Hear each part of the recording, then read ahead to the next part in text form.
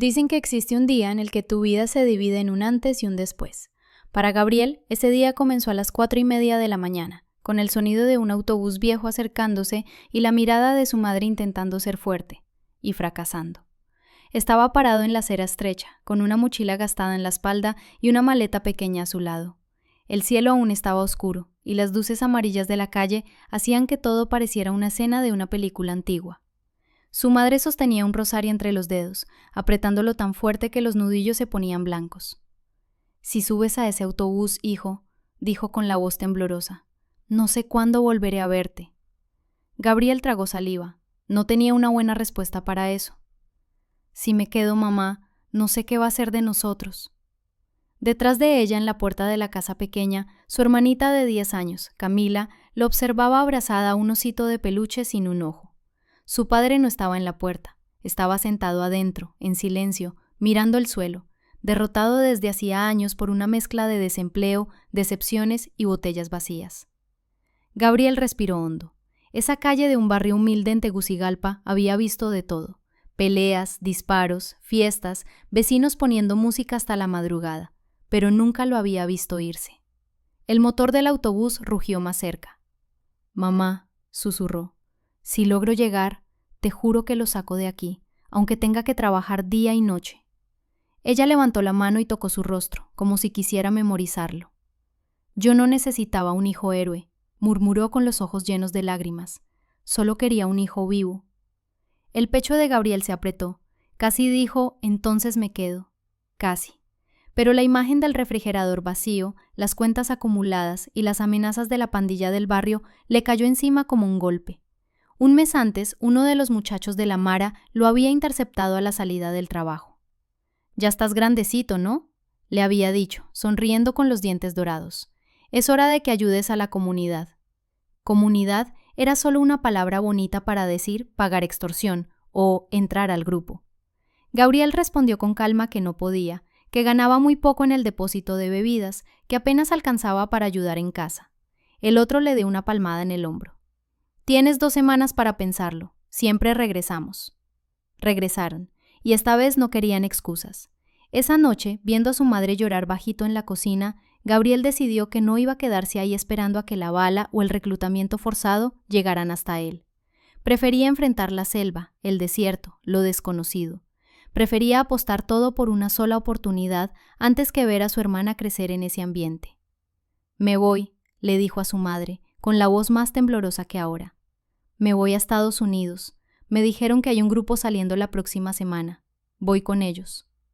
Ella lo miró como si él hubiera dicho que iba a viajar a otro planeta.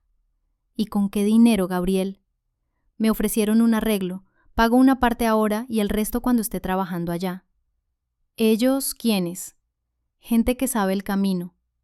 Ella cerró los ojos. En el barrio, gente que sabe el camino significaba coyotes, traficantes, personas que podían salvarte o destruirte.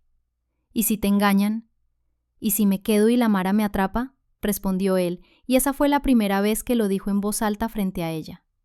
El silencio que siguió dolió más que cualquier grito. Ahora, en la acera, con el autobús tocando la bocina, todo eso volvía como relámpagos en su mente. Camila corrió y se aferró a su pierna. «¿Vas a volver para mi cumpleaños, verdad?», preguntó, inocente. Él se agachó, quedó a su altura y la abrazó con fuerza. «Voy a intentar», mintió. Sabía que no controlaba ni el mañana, mucho menos la fecha de un cumpleaños. «¿Lo prometes?». Él dudó un segundo, pero vio su carita esperándolo. «Prometo que nunca me voy a olvidar de ti», corrigió, porque esa era la única promesa que podía cumplir con seguridad. El chofer abrió la puerta, impaciente. «Vamos, amigo, no puedo quedarme aquí todo el día». Gabriel levantó la maleta. Su madre lo sujetó una última vez. «Si algo te pasa en el camino», empezó a decir ella, pero la voz se quebró. Él apoyó la frente en la de ella. «Si me quedo, también puede pasar algo», susurró. «Al menos así intento cambiar algo». Ella soltó un pequeño sollozo, llevó el rosario a los labios, murmuró algo que él no alcanzó a entender y finalmente lo soltó. Cada escalón del autobús pesaba como si fuera de cemento. Cuando se sentó, miró por la ventana. Su madre y su hermana estaban allí, haciéndose más pequeña segundo a segundo, hasta convertirse en 2 manchas borrosas en la esquina. Mientras el autobús se alejaba del barrio, Gabriel sintió físicamente que una parte de él se quedaba atrás, pero la otra parte, la que insistía en soñar, lo empujaba hacia adelante. La vida antes del autobús nunca había sido fácil, pero al menos era conocida. Gabriel había crecido aprendiendo a diferenciar el sonido de fuegos artificiales del sonido de disparos, sabiendo qué calles evitar y qué esquinas no cruzar. El barrio era violento, sí, pero también era donde jugaba fútbol descalzo en la cancha de tierra, donde robaba mangos del patio del vecino, donde reía improvisando parrilladas con casi nada. Estudió hasta donde pudo, era bueno con los números, adoraba arreglar cualquier aparato eléctrico, reparaba ventiladores, radios viejos, cargadores rotos. Todos decían, ese muchacho es inteligente, si hubiera nacido en otro lugar, pero nació ahí. Y en ese país, en esos años, la inteligencia no llenaba el estómago ni protegía de una bala perdida. Cuando su padre perdió el último empleo en la construcción, después de pelearse con el jefe, fue como si alguien hubiera apagado la luz dentro de él. Pasaba más tiempo en el bar de la esquina que en casa. Cuando volvía, el olor a alcohol llenaba todos los espacios. Había días en que se ponía agresivo, otros en que simplemente se sentaba en la silla de la sala, mirando a la nada. Gabriel sentía una mezcla de pena y rabia. «Tú vas a ser diferente, hijo», le decía su madre mientras revolvía una olla con frijoles aguados. «Te vas a ir de aquí, no vas a terminar en un bar contando historias que nadie escucha». Tal vez, sin querer, fue ella quien sembró en él la idea de irse. Aún así, irse no era sencillo. Podía significar ir a otra ciudad, a otro país de Centroamérica, pero en los últimos años todos esos caminos se fueron cerrando. Lo único que seguía resonando eran las historias del norte. Fulano se fue a Houston, ahora gana bien. Sutana trabaja limpiando casas allá, vive mejor que aquí. Nadie contaba el precio, solo el resultado. Y Gabriel empezó a pensar, ¿y si yo también lo intento? No fue valentía, no fue locura, fue una mezcla de desesperación y esperanza. La propuesta concreta surgió cuando Marcos, un conocido, le dijo: «Voy a intentarlo otra vez, si quieres venir salimos en una semana». Gabriel casi no durmió desde ese día. Empacó una muda de ropa, una foto de la familia, el rosario de su madre, un cuaderno pequeño, un poco de comida. El resto era fe. Cuando escuchó el bus doblar la esquina aquella mañana, supo que ese era o comezo o bofín, e aún así subió, porque prefería arriscar comezar a morrer do que morrer sen ter tentado. El autobús avanzó durante horas, alejándose de Tegucigalpa como si quisiera arrancar el pasado de raíz.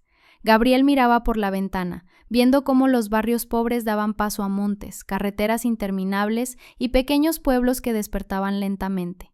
Dentro del bus, el ambiente era una mezcla de silencio, miedo y esperanza. Cada persona allí llevaba un motivo, una herida y un sueño. A su lado iba Marcos, el conocido que había organizado parte del viaje. Tenía los ojos rojos, probablemente por no haber dormido. Cuando notó que Gabriel lo miraba, dijo: «Todavía estás a tiempo de arrepentirte. En la próxima parada te bajas, das la vuelta y vuelves a casa». Gabriel negó con la cabeza. «No vine hasta aquí para volver atrás». «Entonces prepárate», respondió Marcos. «Lo que viene no es fácil». La primera frontera llegó al mediodía. El bus paró cerca de un umbral improvisado y todos tuvieron que bajar. Había gente vendiendo agua, cargadores, comida. Había migrantes por todas partes y también hombres con miradas que pesaban como piedras. Algunos eran guardias, otros nadie quería saber. «Sigue mis pasos», ordenó Marcos. «No hables mucho, no mires a nadie a los ojos». Un hombre con chaleco oscuro se acercó al grupo y extendió la mano esperando dinero. Marcos pagó una suma pequeña por cada uno, y el hombre los dejó pasar como si ellos fueran mercancía en un mercado informal. Cuando Gabriel cruzó ese primer punto, sintió como si atravesara una línea invisible entre una vida conocida y un abismo que no sabía medir. En Colombia pasaron la noche en un cuarto pequeño que olía a humedad. Había 10 personas en un espacio que no cabían ni 6. Algunos dormían sentados, otros en el piso. Gabriel encogió las rodillas y trató de descansar, pero su mente insistía en repasar o rosto da mãe, a voz de Camila, o pai en silencio na cadeira. A madrugada foi cortada por gritos. Alguém batía na porta con forza, exigindo pagamento extra para permitir que eles ficasen ali. Marcos levantou rápido, discutiu, pagou algo e o silencio voltou. «Bienvenido al camino», murmuró Marcos, voltando a deitar. Aquí nadie te regala nada. A partir de allí seguiron a pé, en carros clandestinos, en pequeños ónibus lotados. Caminaron por montañas, por estradas de terra, cruzaron ríos con agua até a cintura.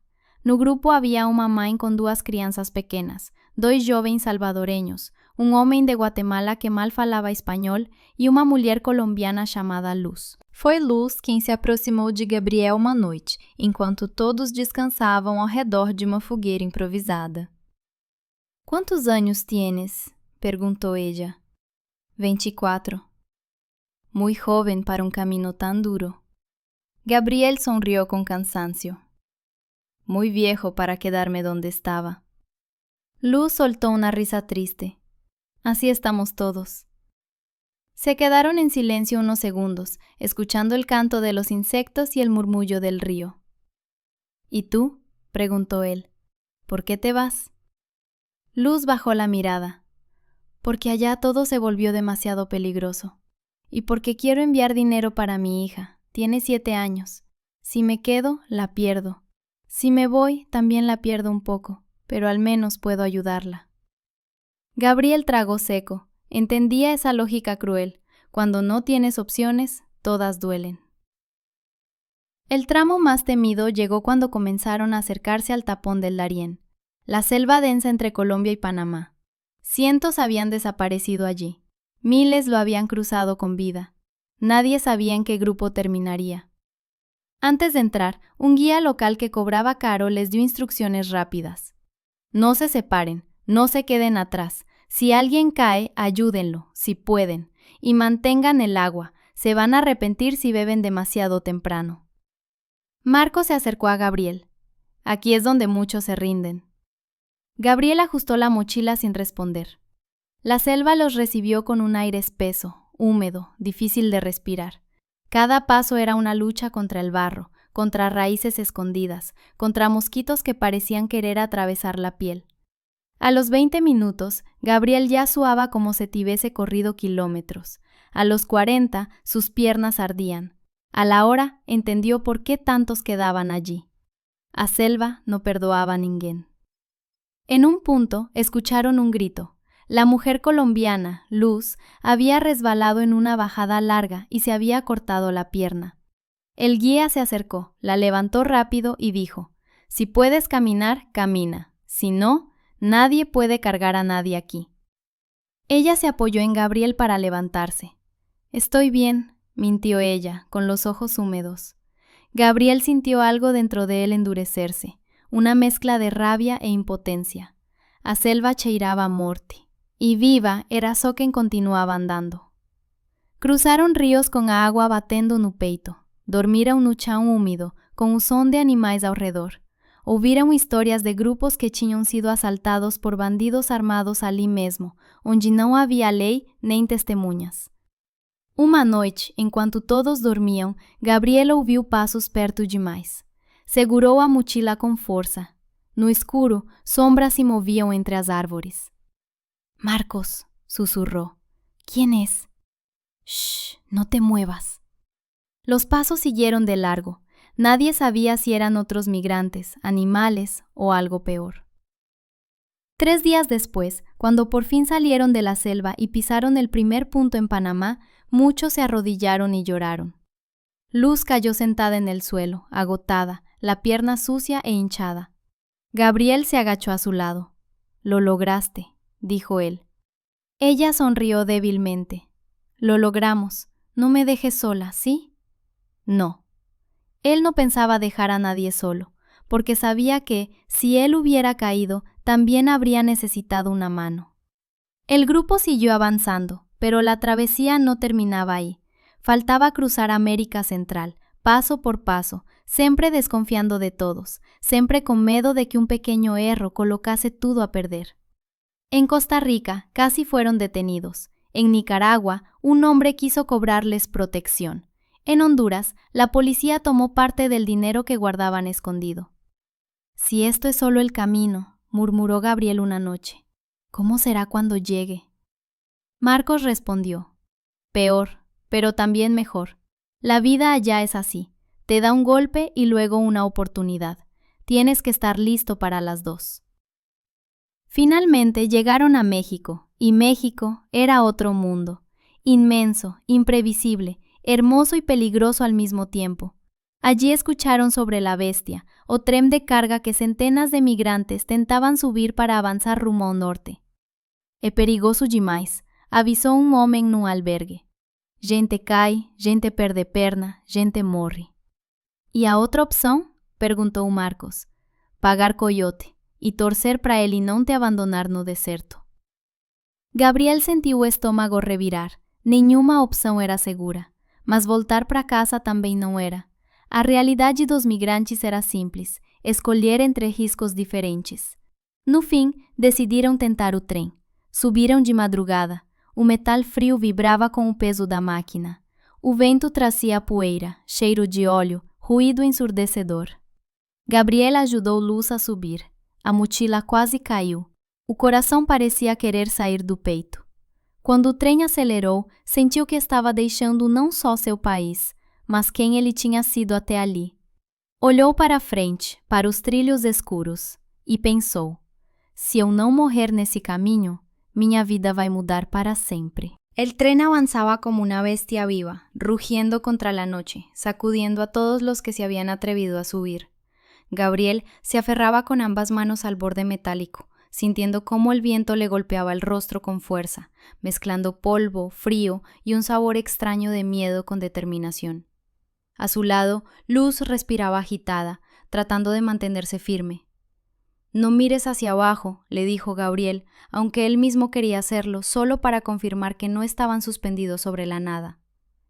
El vagón de carga no tenía barandas reales, solo una superficie dura y sucia, con cables sueltos y espacios por donde un pie mal puesto podía significar la muerte. Cada bache del tren hacía que todos saltaran un poco, y cada salto era un recordatorio de lo frágil que era todo. Detrás de ellos, unos salvadoreños intentaban cantar suavemente para calmar los nervios, pero sus voces se perdían en el ruido del metal chocando contra las vías. «¿Cuánto tiempo así?», preguntó Gabriel alzando la voz. «Horas», respondió Marcos desde más atrás. «A veces días, depende de la ruta». «Horas, días». Gabriel no sabía si su cuerpo iba a aguantar tanto tiempo sosteniéndose con aquella fuerza que ya empezaba a fallarle. Cada cierto tiempo el tren disminuía la velocidad. No era para descanso, era porque personas intentaban subir o bajar, porque algunos caían, porque el camino obligaba a las máquinas a frenar. En una de esas pausas, un hombre joven, tal vez de Guatemala, intentó saltar al vagón donde ellos estaban. Sus manos rozaron el borde, pero sus pies resbalaron. Gabriel reaccionó instintivamente y se lanzó hacia adelante, agarrando el antebrazo del muchacho. «¡Agarra! ¡Agarra!», gritó. El chico, desesperado, levantó la otra mano y se aferró también. Marco se acercó y entre los dos lograron jalarlo hacia arriba. Caído sobre el metal, el muchacho se puso a llorar. «Gracias, gracias, yo pensé...». Gabriel lo tomó por los hombros. «Ya estás aquí, respira, aguanta, no te sueltes más». Y aunque él trataba de hablar con firmeza, por dentro temblaba. Aquel joven era un espejo cruel, podía haber sido él el que caía, él el que terminaba bajo las ruedas sin que nadie pudiera detener el tren. Luz miraba a Gabriel con una mezcla de miedo y admiración. «No todos hubieran hecho eso», dijo ella. Gabriel negó con la cabeza. No podía dejarlo caer. «Mucha gente sí puede», respondió ella en voz baja. «Este camino cambia a las personas, a algunos los vuelve egoístas. A otros los vuelve fuertes». Gabriel no sabía en cuál grupo estaba, pero apenas podía pensar en eso mientras seguía sosteniéndose con todas sus fuerzas.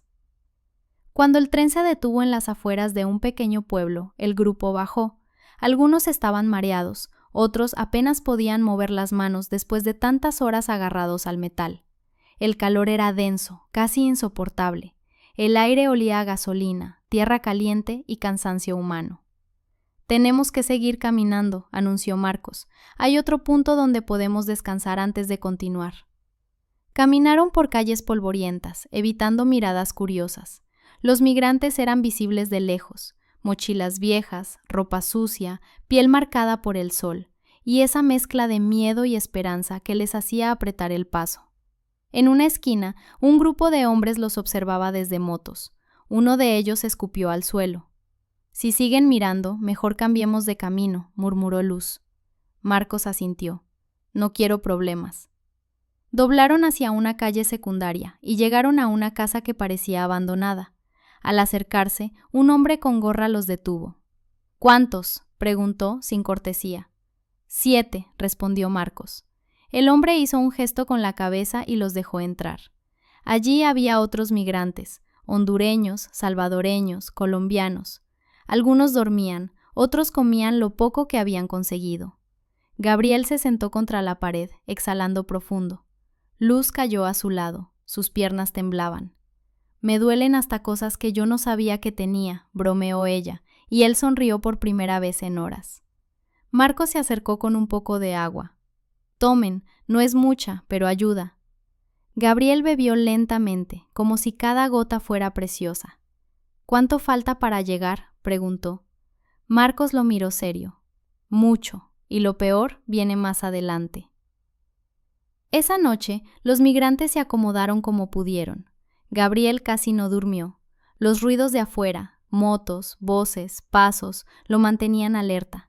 Temía que alguien entrara a robarles o que autoridades aparecieran sin aviso. Cerca de la medianoche, escuchó a Luz revolverse. «¿No puedes dormir tampoco?», susurró él. «No, me da miedo cerrar los ojos». «A mí también». Ella soltó un suspiro largo. «Gabriel, ¿tú crees que llegaremos vivos?». Él se quedó en silencio. No quería mentir. No podía decir sí. Entonces respondió con la única verdad que tenía. «Creo que tenemos que intentarlo, y no estamos solos. Eso ayuda». Luz apoyó la cabeza en la pared. A veces siento que este camino me roba algo cada día, un pedazo de quien yo era. ¿No te pasa? Gabriel pensó un momento. Sí, pero también siento que me está haciendo ver quién soy en realidad. No sé si eso es bueno o malo. Ella lo miró. En ese instante no eran dos desconocidos, eran dos sobrevivientes. Al amanecer, siguieron el camino hacia el norte. Pasaron por pueblos donde la gente los miraba con pena o con desprecio. En un mercado, una mujer mexicana se acercó y les ofreció tortillas calientes sin pedir nada a cambio. «Para que sigan con fuerza», dijo. Luz casi lloró al recibir el plato. «Gracias, señora, de verdad gracias». «Aquí llegan muchos como ustedes», respondió ella. «Unos pasan, otros ya no. Que Dios los cuide». Ese gesto, tan simple, quedó grabado en la memoria de Gabriel. A veces la humanidad aparecía en los lugares más inesperados. Días después, llegaron a un albergue para migrantes administrado por voluntarios. Ahí pudieron bañarse, lavar sus ropas, recibir atención básica. Gabriel observó su reflejo en un espejo roto.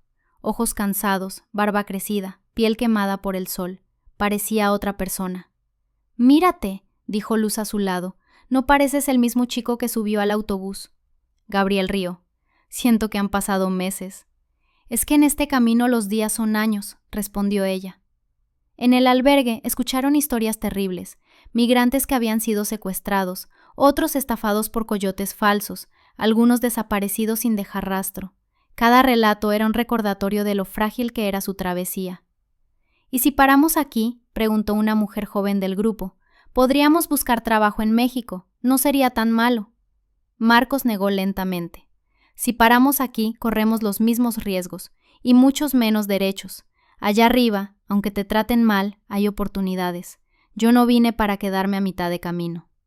Gabriel lo escuchó, pero no respondió. Por primera vez desde que salió de Honduras, la duda lo golpeó con fuerza.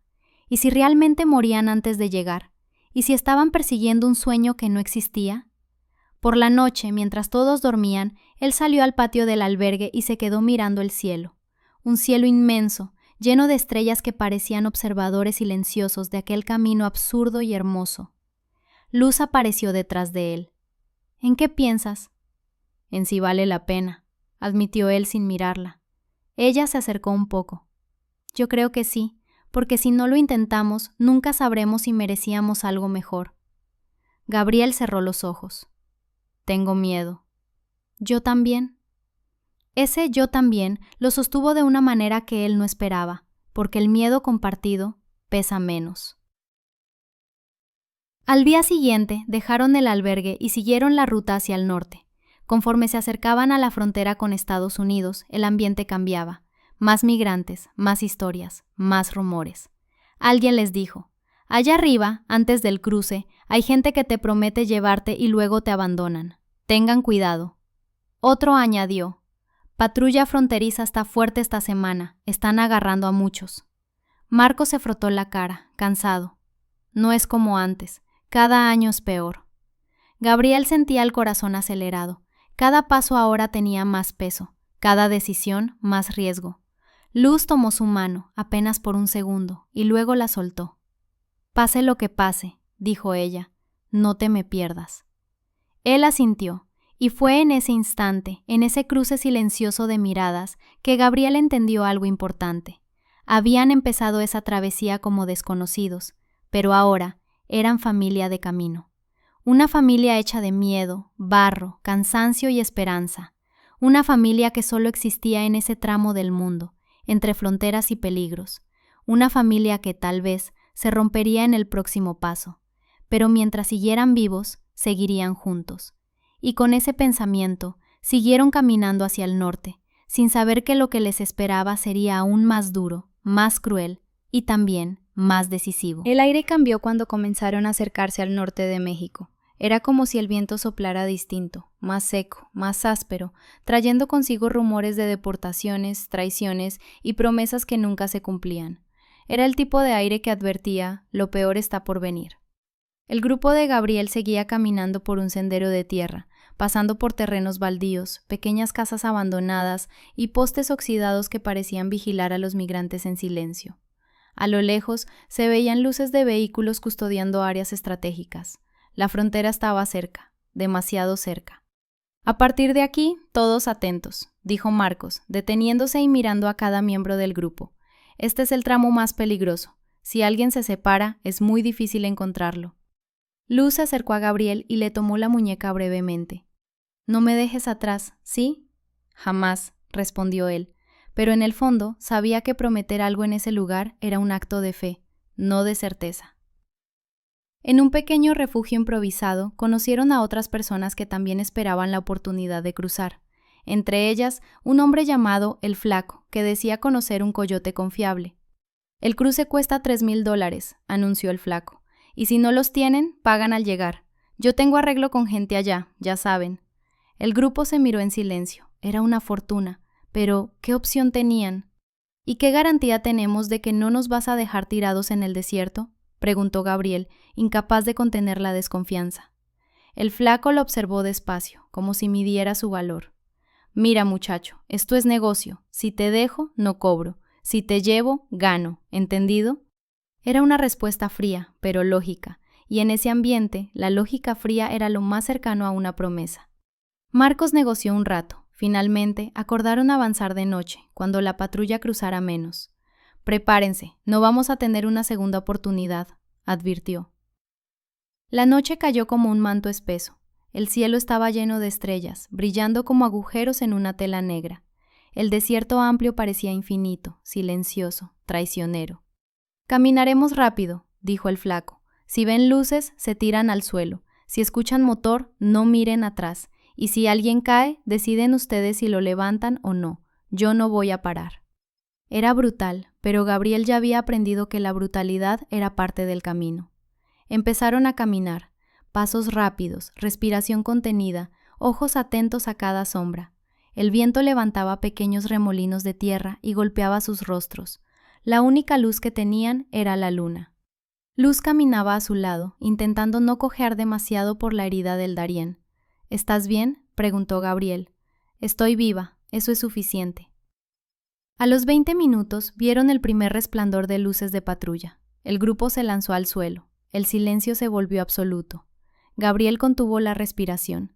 Sentía el corazón golpeando tan fuerte que pensó que se escucharía desde lejos. La camioneta pasó lentamente, las luces barriendo el terreno. Por un instante iluminó el rostro de Luz, luego siguió de largo. «Vamos», susurró el Flaco, «ahora». Se levantaron rápido y continuaron, pero el desierto no los dejaba avanzar fácilmente. Había zanjas, espinas, piedras escondidas. En un punto, un joven salvadoreño tropezó y cayó. ¡Ayuda!, gritó. El flaco siguió caminando. «Levántalo», ordenó Marcos. Gabriel corrió hacia él y lo ayudó a ponerse de pie. El muchacho estaba sangrando por la rodilla, pero podía continuar. «Gracias», jadeó. «No me lo agradezcas todavía», respondió Gabriel. «Apenas estamos empezando». Media hora después, en la distancia, apareció un muro metálico, inmenso, oscuro, extendiéndose como una serpiente artificial en la frontera. «Ahí está», murmuró Luz, «Estados Unidos». El corazón de Gabriel dio un vuelco. «No canten victoria», advirtió el flaco. «Lo difícil es pasar. Ese muro tiene sensores, y hay drones». Mientras hablaba, el ruido de un zumbido sobre sus cabezas los hizo paralizarse. Un dron. «¡Tírense!», gritó Marcos. Todos se lanzaron al suelo. El dron pasó, haciendo un barrido luminoso. Gabriel sintió la respiración de Luz temblar a su lado. Cuando el dron se alejó, Marcos susurró: «Ese nos vio». El silencio cayó como un golpe. «Entonces, ¿ahora qué?», preguntó Gabriel. El flaco miró hacia ambos lados, nervioso, como un animal acorralado. «Ahora, corremos». No hubo tiempo para pensar, ni para decidir, ni para debatir. De pronto, todos estaban corriendo. Pisadas rápidas levantando polvo, la luna brillando sobre sus sombras, los pulmones ardiendo. Y entonces lo escucharon. «¡Patrulla! ¡Ahí vienen!». Una camioneta apareció detrás, luces encendidas, acercándose rápido. «¡Más rápido!», gritó Marcos, pero Luz no podía. La herida en la pierna volvió a sangrar. Ella tropezó, cayó de rodillas, soltando un grito ahogado. «¡Luz!», gritó Gabriel. Corrió hacia ella sin dudar. La levantó como pudo, poniendo su brazo sobre sus hombros. «Vamos, vamos, no te quedes». «Gabriel», jadeó ella, «déjame, vas a perder tu oportunidad». «Cállate», respondió él, «no voy a dejarte». El flaco gritó desde adelante: «Si se quedan los agarran a todos, decidan ya». Marcos se detuvo unos pasos más adelante, volteó y vio a Gabriel cargando a Luz. «¡Suéltala!», gritó. «No lo vas a lograr». «Cierra la boca», respondió Gabriel. «Ayúdame». Marcos dudó un instante que parecía eterno. Luego volvió y los tomó del otro lado. «Vamos, entre los dos podemos». Los tres corrieron juntos, mientras las luces detrás se acercaban cada vez más. «¡Se están acercando!», gritó el chico salvadoreño. El sonido del motor crecía, la arena saltaba bajo sus pies, la frontera estaba a metros, pero antes de llegar, la camioneta se deslizó hacia la derecha y le cerró el paso. Luces blancas, cegadoras, cubrieron todo. «¡Alto! ¡Migración! ¡Manos arriba!». El mundo se congeló. Luz temblaba. Marcos tenía los brazos levantados, respirando rápido. Gabriel sintió que el corazón le estallaba dentro del pecho. La patrulla bajó de la camioneta. Los oficiales se acercaron con linternas y armas. «Tranquilos», dijo uno en inglés con voz firme. «No intenten correr». Gabriel no entendía todo, pero entendía lo suficiente para saber que habían perdido. Sintió la mano de Luz agarrarlo con fuerza. «Perdón», susurró ella. Él la miró y negó lentamente. «No te pido perdón por estar viva». Los agentes lo separaron. A Gabriel lo esposaron suavemente, como si no fuera un criminal, pero aún así como si fuera menos que humano. Lo último que vio antes de que lo llevaran a la camioneta fue a Luz llorando mientras otro oficial la escoltaba. Y en ese instante, Gabriel sintió que algo dentro de él se rompía de una forma que tal vez jamás se repararía. Habían estado tan cerca, y aún así habían caído. Esa noche, desde el interior de la camioneta, mientras se los llevaban al centro de detención, Gabriel pensó: ¿hasta aquí llegué? ¿Todo esto para nada? Pero no sabía que ese momento, esa captura, esa separación, ese dolor, sería el punto de quiebre que transformaría toda su vida. No sabía que lo que venía después cambiaría su destino para siempre. La camioneta avanzaba por la noche, dejando atrás el desierto, el muro y la carrera desesperada que había terminado en captura. Gabriel iba sentado en la parte trasera, con las muñecas atadas con bridas de plástico y el corazón latiendo como si quisiera romperle el pecho desde dentro. No podía ver a Luz, no sabía dónde la habían llevado, solo escuchó su llanto mientras los separaban. Ese sonido se repetía una y otra vez en su cabeza. El oficial frente a él, un hombre de rostro cansado, lo miró por un momento y dijo en un español torpe: «Tranquilo, vas a estar bien. No corras, no pelees, coopera, ¿sí?» Gabriel asintió sin hablar. No tenía nada más que asentar. El centro de detención era frío, demasiado iluminado, demasiado blanco, demasiado lejos de cualquier cosa que pudiera parecer humana. Lo primero que hicieron fue quitarles cordones, cinturones, objetos personales. Gabriel sintió un hueco en el estómago cuando le quitaron el cuaderno donde había escrito algunas cosas durante el camino. Un guardia lo sostuvo y dijo: «Si lo aprueban, te lo devolvemos. Si no, se destruye». Él quiso protestar, pero no tenía fuerzas. Lo condujeron a una sala amplia, dividida por vallas metálicas. Había hombres de un lado, mujeres y niños del otro, la famosa hielera. El aire acondicionado estaba tan alto que parecía un castigo. Le dieron una manta térmica plateada, fina como papel aluminio. «Esto no calienta», murmuró Gabriel envolviéndose. «Nada aquí está hecho para calentar», respondió un hombre hondureño sentado a su lado, «solo para que no nos muramos congelados». La voz del hombre era ronca, vieja, cansada. «¿Cuánto tiempo llevas aquí?», preguntó Gabriel. 3 días. «¿Y qué pasa después?» «Depende. Algunos los deportan rápido, otros esperan semanas, otros piden asilo, otros desaparecen en el sistema». Gabriel tragó saliva. «¿Alguien más del grupo está aquí? ¿Una mujer? Luz?» El hondureño negó. «Yo no he visto mujeres con ese nombre, pero pueden estar en otra sala. Aquí separan a todos como si fuéramos cajas». Gabriel apretó los puños. Sentía una angustia nueva, la de no saber nada. Las horas se volvieron interminables. Las luces nunca se apagaban, el frío nunca bajaba. El ruido era constante. Pasos, llantos, murmullos, órdenes en inglés, y la mente de Gabriel no paraba. Pensaba en su madre, en Camila, en lo que les diría si pudiera llamar. Pensaba en Luz, en su pierna herida, en la forma en que gritó cuando cayó. Pensaba en sí mismo, en todo lo que había cruzado solo para terminar ahí, en una sala de metal que parecía una nevera humana. Una noche, mientras intentaba dormir en el suelo duro, un guardia golpeó la reja. «Número 47-21, a entrevista». Gabriel levantó la cabeza. Ese era él. Lo llevaron a una sala pequeña. Había una mujer sentada frente a un escritorio. Cabello rubio recogido, mirada cansada pero no hostil. «Siéntate», dijo en perfecto español. Él se sentó, temblando. «Soy oficial de inmigración. Tengo que hacerte preguntas para determinar tu caso. Responde con la verdad». Gabriel asintió. «¿Por qué viniste a Estados Unidos?» La pregunta lo atravesó. Podría haber dicho 1000 cosas, pero ninguna era suficiente para explicar el hambre, el miedo, la violencia, la pobreza, la desesperación acumulada en años. «Porque si me quedaba en Honduras, me mataban», respondió con la voz quebrada. La oficial observó con atención. «¿Quién?» «Las maras. Intentaron reclutarme.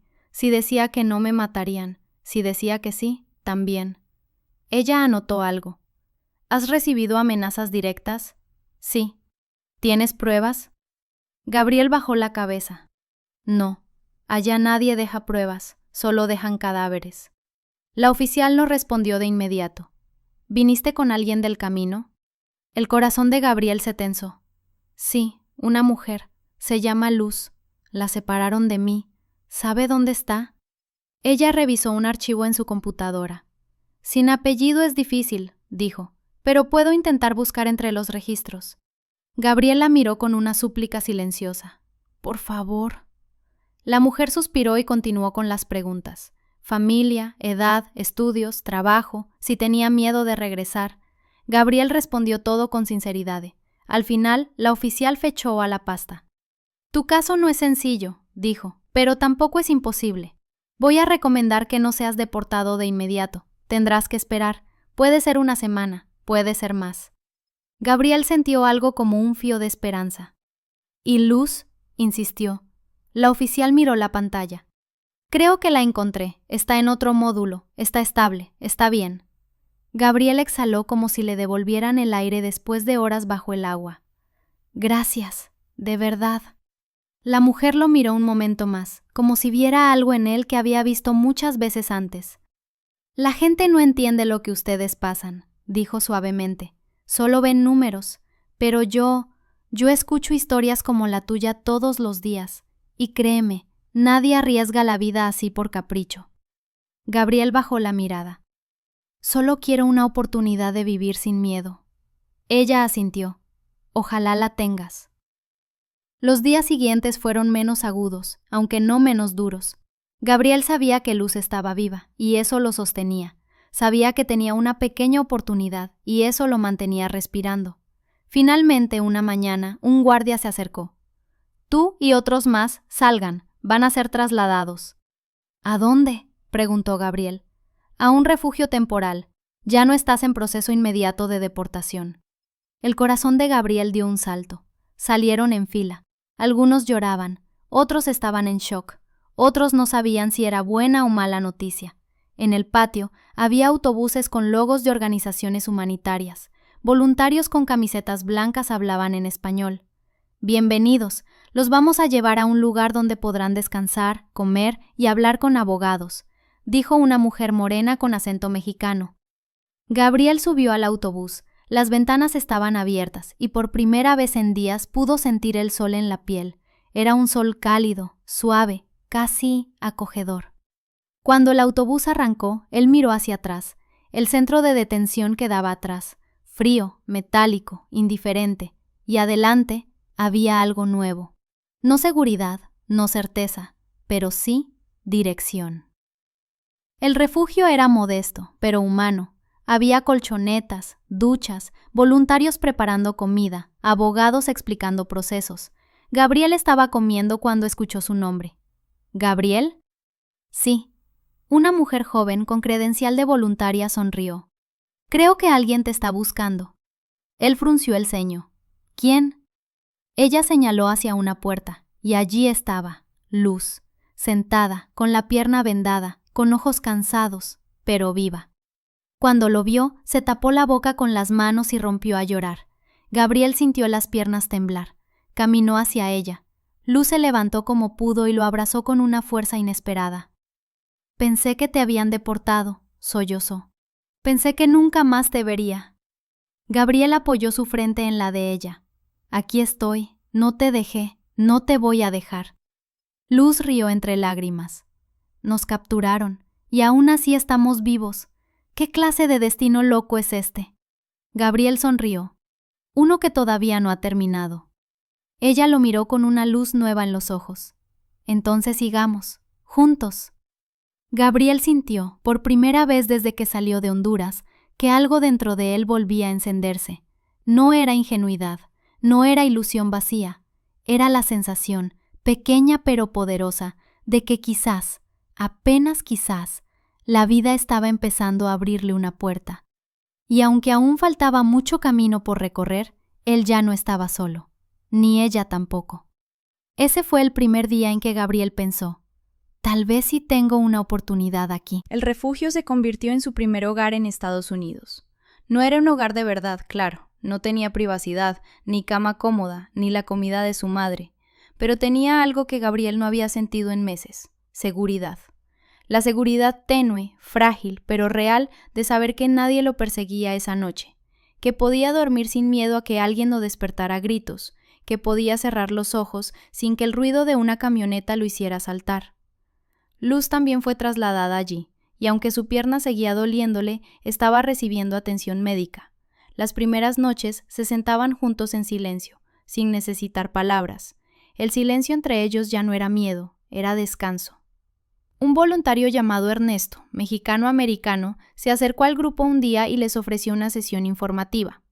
Miren, dijo con tono amable, esta no es una vida fácil, pero aquí no termina su historia. Al contrario, esto es apenas el primer capítulo. Ustedes tienen opciones: solicitar asilo, buscar patrocinadores, trabajar con organizaciones que los apoyen. No es rápido, no es bonito, pero es posible. Gabriel y Luz se miraron. Por primera vez, una palabra se abrió camino en sus mentes. Posible. Ernesto después habló con ellos individualmente. Tu caso, Gabriel, tiene posibilidades, explicó. Tienes amenazas comprobables, historia coherente, riesgo real en tu país, pero debes ser paciente y fuerte. Van a hacerte preguntas duras. No tengas miedo de decir tu verdad. ¿Y qué pasa mientras espero?, preguntó Gabriel. Vas a poder salir del refugio, encontrar trabajo, empezar a construir algo, poco a poco. Si cumples las reglas, si mantienes tu dirección actualizada, si asistes a tus audiencias, podrás quedarte mientras el proceso siga. Gabriel sintió un alivio que casi dolía. ¿Entonces, no me deportarán ahora? Ernesto sonrió. No, muchacho, tu historia no termina en un avión de regreso. Unas semanas después, Gabriel y Luz fueron enviados a Houston, donde había un programa comunitario dispuesto a recibirlos. Houston, la ciudad que tantas veces había escuchado en boca de otros migrantes, la ciudad que parecía un mito. Cuando bajaron del autobús que los llevó desde el refugio, ambos se quedaron mirando la calle amplia, los edificios grandes, los autos veloces. «Parece otro planeta», murmuró Luz. «Tal vez lo sea», respondió Gabriel. Los alojaron temporalmente en un dormitorio comunitario, simple pero limpio. Allí también conocieron a personas de todas partes: Guatemala, El Salvador, Nicaragua, Venezuela, todos con historias diferentes, todas parecidas en dolor. Una organización local les ofreció cursos gratuitos de inglés y ayuda para buscar trabajo. Gabriel se inscribió sin pensarlo. Las primeras clases fueron un desastre. «How are you?», repetía él, sintiendo que la lengua no le obedecía. «Don't worry», dijo la maestra. «Keep trying». Gabriel pensó que nunca iba a aprender, pero siguió intentando. Todas las tardes, todos los días, sin excusas. Consiguió su primer empleo descargando cajas en una tienda de muebles. Era duro, el salario era bajo y las manos le dolían todo el tiempo, pero cada dólar ganado significaba algo.